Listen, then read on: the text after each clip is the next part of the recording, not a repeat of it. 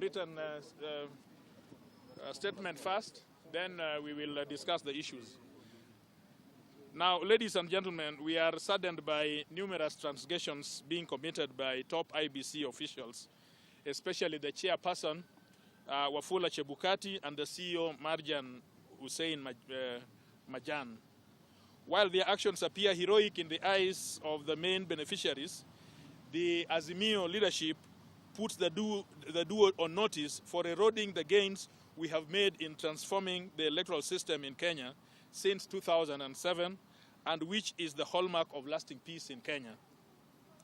While Kenyans envisioned IEBC to be an independent commission, guided by objectives prescribed by Article 249 of the Constitution, namely the protection of sovereignty of the people and securing observance of democratic values and principles of promotion of constitutionalism, the conduct of the two individuals, Majan and Chebukati, supported by a minority of the commission members, portray an institution that has surrendered its independence and disregarded the rule of law, and has resulted to bootlicking the executive it connived with the judiciary to establish for personal benefits as follows. Number one, irregular interdiction of Deputy IEBC CEO, Madam Ruth Kilundu, that the IEBC, supported by the Secretariat, comprises technical public officers led by the CEO. How can a Secretariat work and manage? How the Secretariat works and manage is well provided for under the IEBC Act and the IEBC Human Resource Manual. We are saddened that despite clear provisions of how to handle disciplinary matters, the manner in which Madam Ruth Kilundu has been treated by Chebukati and Majan is not only a breach of set guidelines, but is part of a well-orchestrated scheme to intimidate public officers who stand for the rule of law, but also question upholding free and fair elections. Madam Kilundu has been accused of what Mr. Majan terms arranging an illegal commission plenary meeting. One wonders what constitutes illegal plenary meeting and who are the attendees. Assuming that this is a genuine disciplinary matter, there is an elaborate procedure of how such matters should be handled. This concerned officer must be accorded a fair hearing, which begins with responding to a show cause notice. In essence, the commission must sit in plenary and resolve that CEO issues the show cause letter, which may be followed by interdiction or suspension. If further investigations are required, no such or semblance of such procedure was followed, since Mr. Majan, acting in concert with Chebukati, had an ulterior motive to achieve, which he literally interdicted Madam Kilundu as a way of punishing her for standing with the truth. Then there is nepotism, favoritism, and unfair practices, which Honorable Osotsi will talk about, and even tribalism, which Honorable Osotsi will talk about. You will read, I will give you this statement so that you are able to have it firsthand. But without the functional secretariat, the IEBC is, as currently constituted, cannot be trusted to discharge its constitutional mandate as set out in the Constitution. In fact, the Supreme Court in its ruling emphasized on impartiality and professionalism of the Secretariat as a precondition for free and fair elections. As leaders within the Progressive Coalition, we will not allow this critical institution crumble just because of two individuals. We know that Chebukati is soon leaving the commission with this newfound regime, and we will not allow him to destroy the structures that Kenyans have fought hard to establish. So we demand as follows. We demand as follows. Number one, that IEBC immediately reinstates Ruth Kilundu to her rightful position of Deputy CEO within the next 24 hours, failure to which we shall take stern action against Wafula Chebukati and the CEO Majan Hussein Majan. Number 2, that IEBC calls to order Majan Hussein and demonstrate to Kenyans that he shall live by the values and principles of public service, failure to which we shall demand that he relinquishes his position prior to the commencement of the boundaries review exercise or conducting the pending by-elections. Thank you very much. I need to add that you saw that this morning members of parliament drawn from Nairobi County, and I have the member for Starehe, in whose jurisdiction we stand. I have the member for Kibra, who is a leader in Nairobi County. I'm a member from Ruaraka, which is in Nairobi. Honorable Mwenje is a member from Embakasi East, which is in Nairobi. Embakasi West. And Honorable Ososi is a senator.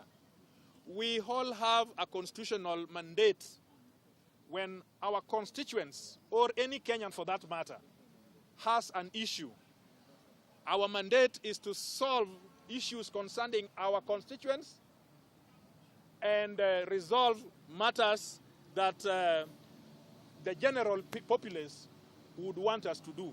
So we have come here deliberately, constitutionally, very peacefully, to come and engage with IEBC, which, as you know, is an independent but public commission that is paid by public taxes. So you have seen that as we came, police have lobbed tear gas on us severally, without provocation at all, just because we are conducting our constitutional mandate given to us as MPs. And then we come to this gate. We have found that they have locked the gates with chains. So this literally means that IEBC, which is a public constitutional body, have decided to lock. I'm joined by Honorable Aladwa, who is a member for Makadara, and the chairperson of Nairobi County, ODM County. They have decided to lock the gate with chains. So you can imagine that the gates have been locked to the public. Everybody in Kenya, in Nairobi, cannot access IEBC to be able to ask pertinent questions concerning the issues of Kulundu. But that notwithstanding, we have put a position on the staff in IEBC who were brave enough not to accept the thieving ways of the commissioners. People who stood strong against what happened in Bomas. We know, and I can tell you as a lawyer, that employees have ways in which they are dealt with in their human resources manuals from their respective organizations. And that must be followed. But the chairman unilaterally decided to interdict Madam Kulundu, who is the deputy CEO, just like that in Mombasa, without the commission sitting down. The commission never sat down as a commission to deliberate on the issue of Ruth Kulundu. And the Secretariat Bajan cannot fire her deputy because the deputy is employed by the commission, not by Majan. And that is how things are. So I know that Madam Kulundu may be looking at her own options, legal options, but we have a mandate as members of parliament to come and question such infractions when we see them. And we call them out. So we came out this morning to call out these people. But it looks like we are still where we were in 2007. We are ready for this. We are ready for this engagement. And we will do this engagement every day on the streets, if that is what it takes to liberate the space that we have to manage our elections prudently. And so I want to call in my colleagues. I want to start with Honorable Ososi, and then Honorable Aladwa will take a bite in Swahili, and then Amos, because this is the constituency he represents, will say something, and Honorable Mwenye, who happens to be our advocate today, will tell us if we have infringed any law by being where we are. Honorable Osotsi. Yeah, members of the Fourth Estate, as it has been pointed out by my colleague Kajwang, that we are here because as members of parliament, we are mandated to address any issues of concern affecting Kenyans. And one such issue is an issue regarding our lady, Madam Ruth Kulundu, who has been interdicted, not by IEBC, because IEBC is a commission, and a commission is composed of 7 commissioners. Madam Ruth Kulundu has been interdicted, a decision that has been made unilaterally by Chebukati and Marijan. And you know, the issue of unilateral decision was raised in the Supreme Court. And unfortunately, the Supreme Court did not give us sufficient direction on that. We are seeing that a number of staff, and not just Ruth Kulundu, are being intimidated by Chebukati and Marijan, being assumed to have supported Azimio. And it's not just Kulundu.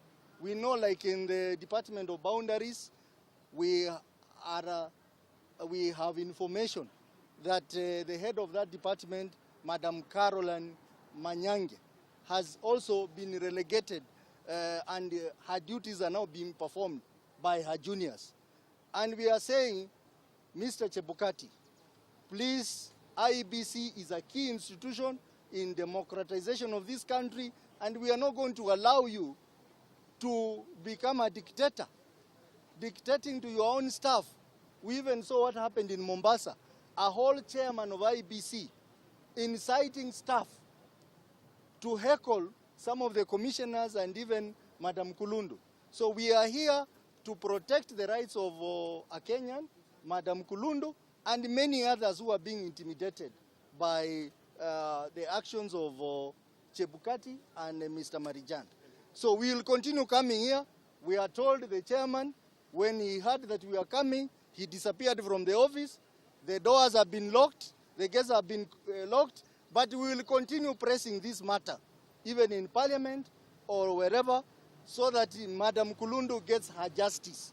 Because you cannot be intimidated, because you have been assumed to be supporting Azimio coalition. There is no evidence at all that Madam Kulundu was supporting Azimio. And we are saying that Bwana Chebukati, by now you should have gone for your leave. He has 180 days to take leave before January. What is he still doing in the office? And even starting the boundary review process, and procedurally and illegally. So that is already a scheme to start the process of rigging the 2027 election by manipulating the boundary review process. Thank you. Asante sana. Asante kwa niaba ya wajumbe wetu wa Nairobi na Kenya mzima wa Azimio.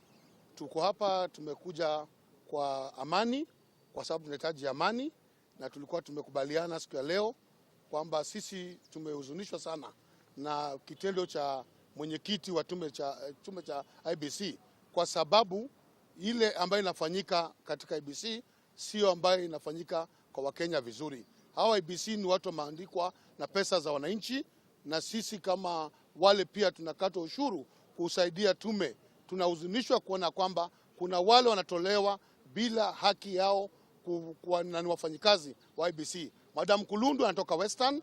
Madam Kulundu ni mtoto wetu na msana wetu, na sisi tunatoka mkoa wa Magharibi. Hatutakubali kuona ya kwamba mtu kutoka Magharibi anatolewa kazi kiolela.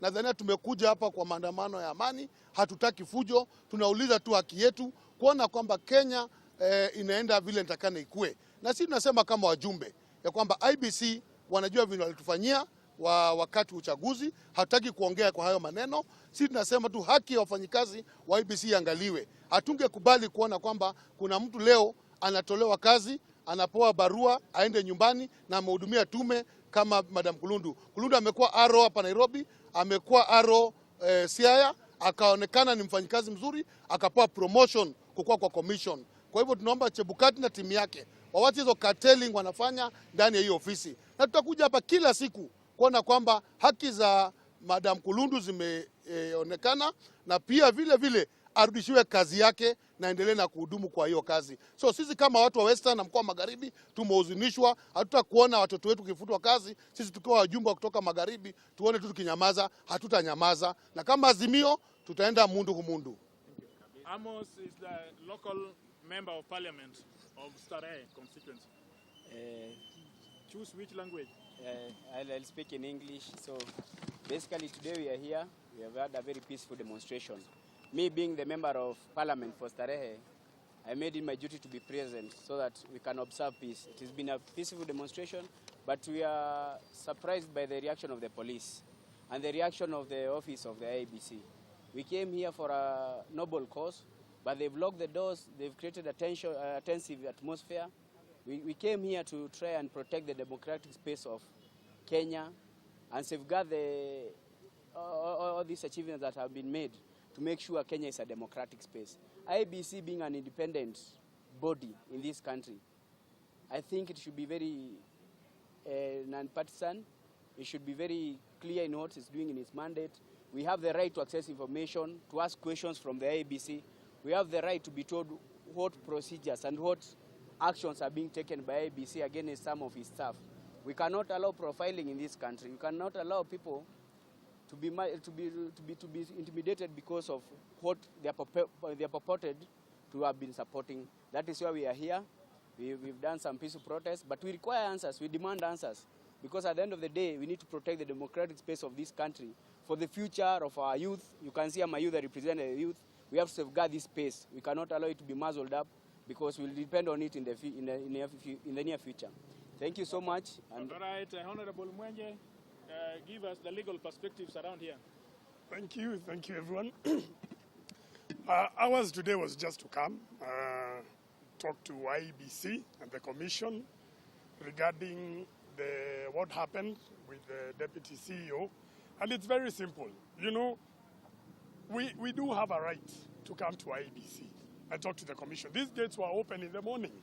And we've been here before as members of parliament to address this issue. There's an issue of labor laws here that's been violated. And if we allow this to keep going on, then very soon you'll see people just being dismissed without following the procedure. That is why we came here.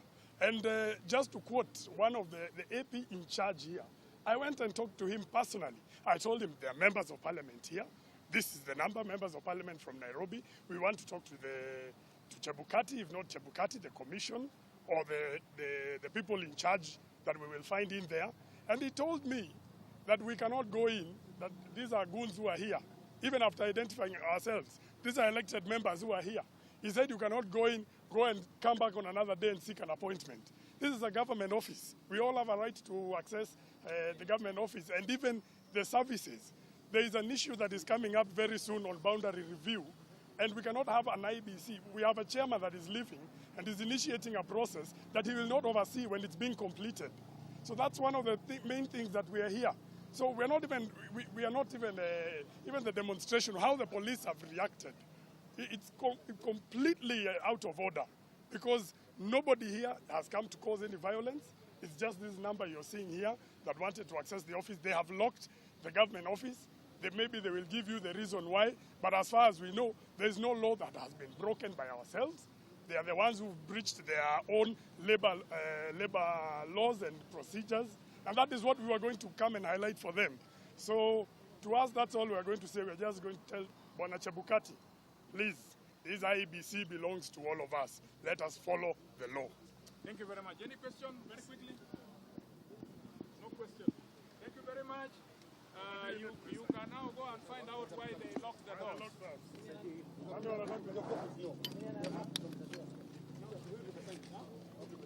Now, Phil, wait, Phil. Come here. Phil.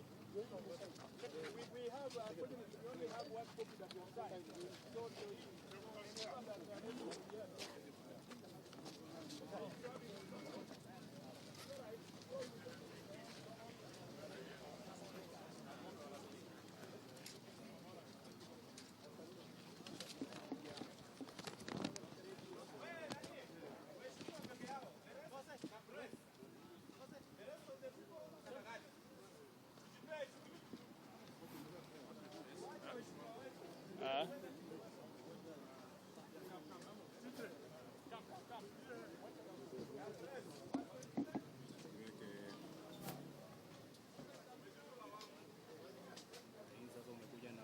pole pole pole. Si unipe hiyo picha ya Apollo. Umepiga vipi? Umepiga? Apollo atani. Kuja kuwajua. Hizo shadows zina nini?